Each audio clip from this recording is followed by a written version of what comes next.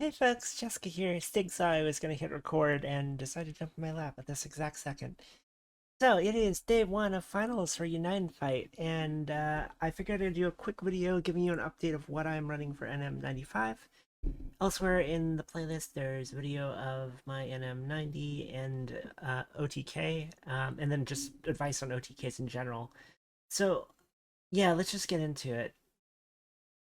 So this is the team I'm running at the moment. I'll probably do some more tweaking on it. I'm not going to even try and suggest that's an ideal team setup, but it's been working pretty well in NM95 for me thus far. So we're running Luchador on Jita for tag team. That's really the reason you run Luchador, and it's a good reason to run Luchador. Leading into that, we're also running Ilnat because Ilnat's Roaring Crew will give the whole team guaranteed triple and a 30% echo. So I did a whole character spotlight on her if you want to know more. But in addition to that, NM95 is still short enough that Fluorescence, her debuff, which remember is a 50% debuff to attack and defense and 100% to double attack and triple attack, lasts 5 turns and it's 200% accuracy, so it's not going to miss. But yeah, the fight's short enough that this will last pretty much the whole fight, so she's still ideally positioned for M95. Ilna's really a United Fight character, like tailor made to be a United Fight character. She's amazing for OTK. She's amazing for NM90. She's amazing for NM95. She might fall off for NM 100 and above. We'll see. NM95 is the highest that's unlocked for day one of finals. And yeah, the big thing with Roaring Crew is it's also self-enabled. If you've got any summon, then give her 30% charge bars, and Summer Prank gives everyone 40% charge bar, and then your crew gives you 30%, so 40 plus 30 is 100. Yeah, you can do the math. Okay, next character, Holly Maya. Really, I did a full character spotlight on her. It's been discussed extensively why she's so good, but brief overview. The reason why she's good is she can get guaranteed triple pretty easily, and then she has a very powerful assassin effect, but unlike most assassins, her assassin doesn't go away on first hit. So assassin doesn't tend to be too good with tag team because it will go away on first hit, and then when you actually attack, you don't get a second assassin. She's an exception. If you activate her assassin, you'll do something like 4 million per hit on the tag team, and then attack, and then still do assassin damage again. It doesn't go away. If there was a way to get another cycle attacks, you would continue to get assassin. It lasts a turn, not a hit. So that's one of the reasons why she's so good. And honestly, like, it's the reason why she's meta and will be meta for the foreseeable future, I would think. Also, brief note, I'm thinking about redoing a lot of my old character spotlights because I usually don't give, well, I haven't been giving them a ranking. Like, I don't give them the Jessica ranking. This is an S tier character. This is an A tier character, that kind of thing. Because the Game Whiff and Kamagame rankings are totally accurate, and I don't disagree with them. So I haven't really felt the need. But I know a lot of people don't actually go to those external sites, so I want to start doing that. But first, I do want to go back and update the old spotlights. So I might like just do an updated version of those since a lot of those characters have changed also as to where they are in the meta. So yeah, that might be a thing in the near future. Moving on. So the next character on the list doesn't get as much press, so might be worth explaining, and that's Muriel and Rosette, two characters. And this character is exceedingly good, at least for these shorter fights. I was kind of surprised because I got them a while ago and I hadn't been using them, but then started messing around with setups for NM95, and it's like, oh yeah, you actually solve a lot of the issues that I have in NM95. Also, you look at the top 3 ranked players right now in U95, I think they're all using Miriam and Reset. So yeah, they're pretty well positioned for what you need to do at the moment. So they're one, and not a full character spotlight. I'm just gonna call out the parts that are important. Their one is Force de Lesagas, and amplify caster's normal attack damage, bonus earth damage effects on Echo, and then gives you a Wasteland Crest. So that part's important. Makes them do more damage, gives them a Wasteland Crest. So this is a Crest character. But their 3, Liberation, consumes 2 Wasteland Crests to gain a sharp boost in caster's attack. So an assassin essentially. And if you have 5 Crests, then they'll double strike. That last part's not that important for this setup. So Again, remember what I said about Narmaya? Her assassin's weird in that it doesn't go away on hit. It goes away, it's one turn. So if you can tag team and then attack again, you'll get it on both sides. Liberation is the same thing. It doesn't go away on hit. So you get essentially double assassin with Miriam Reset, and then you also get it with Holly Narmaya. So you can see where this setup's going, and you'll see that in effect as well. And you might think, well, you're not going to wait 6 turns, right, to get the second Wasteland Crest. Well, we're running Dogu. My Dogu is not fully uncapped. I was thinking about stoning Dogu, but I kind of don't want to since Galleon's a thing now. I think Galleon would probably go in the slot instead of Dogu, but I've thought about it. But Dogu, if you aren't familiar, gives the team attack based on the number of crests they have, but on call also gives a crest to all Earth allies. So that's how you get to 2 crests to activate Miriam Rosette's Assassin. This is a lot cleaner than I'm making it sound. You'll see when we actually get in the fight. And the last thing, and why they are really good here, I find, is the boss is a really freaking annoying charm slash poison at 25%. And this Protégeur, is that how you say that? Protégeur? Makes her sub, like she does an all ally sub, and then dodge all. So she will take that whole attack that inflicts charm and poison, and then just dodge it, and then your team doesn't have to worry about it.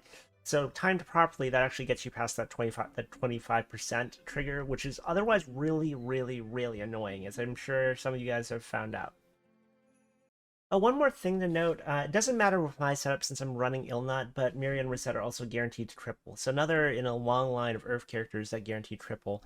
There's in fact, like, I think the top player right now is using like Lucha with Pengi, and then Miriam Reset, and then Zeta and Veseraga. And all those 3 characters can get guaranteed triple pretty easily. And then the last part of that is the Lucha Jita they're running is running Sky Piercer, which is the superlative weapon, the Claw, that also gives you guaranteed triple. So that entire team is just always guaranteed triple. So that's kind of like, I think, the super meta setup if you are if your Earth grid is extraordinarily powerful. Anyway, the back row is Silva, Summer Silva, because Summer Silva will do Ocean Bullet, so she'll do an extra tick of damage. She'll shoot the enemy whenever you do a chain burst, a full team chain burst, I should say. And then Kame is in the back row as well, because of course Kame is for bonus damage for Highlander grids. This is the grid I've been running. It's the same as I usually run, except for I switched out Leona's Naginata. Can't remember the actual name of it, but it's Leona's weapon, the Naginata, for a Baihu Claw, because the Naginata, we'll just bring it up actually, is progression. Yahata's Naginata. Yahata. So anyways, this Naginata is pretty good, but progression takes time to build. If you're not familiar with progression, it starts at 0 bonus, and then as the turns take on, the more and more damage it will add, the more and more attack it will add. We're at 95, we're only looking at like a 5-turn kill, so I don't really think it's worth it to run that yet. When we get into NM100, I think is when I will switch over to using it. And these are summons running. So let's just see what the fight looks like. Okay, Stig has jumped in my lap to see the NM95. So, first thing to note, I am going to run Double Titan. Yes, I have tried this before someone asked with Gorilla. Titan tends to be a little bit more consistent and just frankly faster for me. So this is what we're going to do. Double Titan. So first thing we're going to do is activate Uriel. You give 30% charge bar. Now we can activate Roaring Crew. Also Fluorescence while we're here. Fluorescence is the debuff. Note it lasts 5 turns. And then we're going to clear the Shorted of Cheetah. Knife Hand Strike. Twin Coils. Perennial Beauty on Namaya. Force to Sagets on Miriam Rosette, and then we're going to attack. That's all we're going to hit. That might seem weird to you, but I can't activate Apex of Nothingness since Narmaya's on 0% charge bar, so we need a turn. And I'm not going to use Tag Team because I want her to have all her buffs before I do that. So we're going to save it for the next turn, and this is totally fine.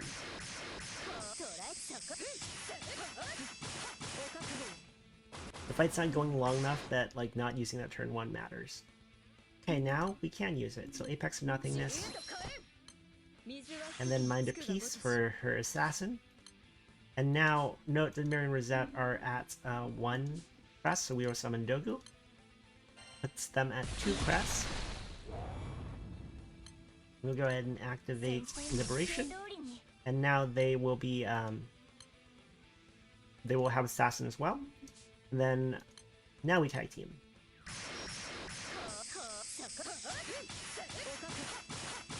So notice the Assassin damage from both Narmaya and Miriam Rosette. And then another round.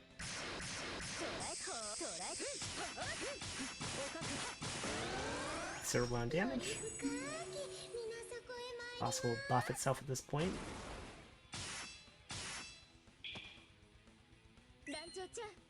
And then, at this stage, we can go ahead and activate Protégé here, because the boss is going to go below 25% HP, and that's going to activate their trigger, which we want to sub-all and then dodge-all with Miriam and Rosette to avoid. Because if you don't, the boss will charm everyone, poison them too, but the charm is annoying because it makes the last step take a lot more time. Here we go.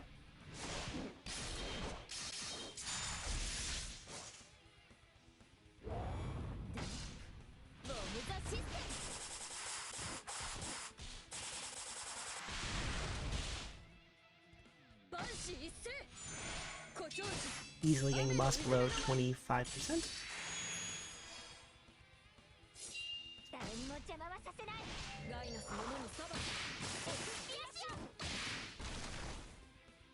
They have a pretty cool charge attack too.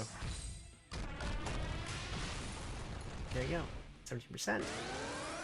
Here's that trigger. Miriam and Rosette will sub-all and then dodge. Then we will continue forward. So yeah, this is going to be about a 5-turn kill, and pretty cleanly.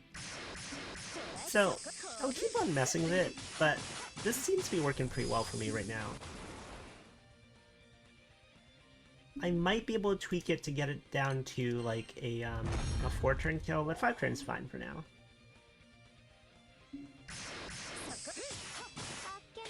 There you go, NM95, easy peasy. Let's be on the other side for some conclusions. Alright, that's been Nightmare95. Short video today. I just wanted to jump in and give a quick update on why I was running, since I know a lot of people were curious. I will very likely be streaming some V9 Fight tomorrow and just over the weekend on Twitch. Don't know how long I'll be streaming or how much of it I'll be streaming, but some of it. If you aren't following me on Twitch, the link should be in my YouTube bio. But it's Pashblue, P-A-S-C-H-B-L-U-E. Just jump over if you want to catch me live. Beyond that, if you're having trouble with the Nightmare 95s, I think the best way to approach it is put together your best team and then come up with a game plan of how you want to tackle a fight, like a repeatable sequence of I'm going to use these skills on this turn, and see how far that gets you and see where you start running into trouble. What are problems that come up? Are you having trouble with the buff she puts on herself at 50%? Do you want to start taking things like Dispel to deal with that? Are you having trouble with the 25% trigger and the Charm? Do you want to take some Clarities or like the Hangman Summon in order to clear those out? Look at where the problems are and then come up with a way of mitigating it that is easily repeatable. And then just continue to iterate on that sequence of gameplay that you're going to do to consistently get through the fight. You really want to get it down to the way you approach a fight is the same every single time, because that'll let you not have to think about it so much, and that's important because you have to do so many Nightmare 95s. And yeah, it'll make things a lot easier. If you want an example, that thing I did with Protégé on Marion Rosette in order to just neutralize the 25% trigger took a few tries to figure out, like, okay, I need to do these sequence of skills and these summons in order to land right before that trigger, activate Protégé, and then have Marion Rosette sub-all and dodge-all to neutralize that trigger. Took a little bit of time to figure out what the timing of that looked like. It's going to vary depending on what grid you're running, etc., etc. Like, example of optimizations I made, The fact that I didn't use tag team or assassin on turn one, that was specifically an adjustment made to do more damage, but also to land right before that trigger. So yeah, that's the kind of thing you should be looking at doing. I find it fun, but I mean, it is a lot of effort to just try and keep on really thinking about the sequence of how you do things. When we get an NM100, I might start talking about like what the full auto setup might look like. I think NM95 is still on the shorter side for fights, so I don't really think it's worthwhile to full auto, at least for my setup. But for 100 and beyond, then that's where, okay, yeah, you probably can just legitimately just use a full auto setup and not worry about it too much. But yeah, if you like this video, like, comment, subscribe, all that YouTube stuff, and I'll catch you guys in the next one. Bye!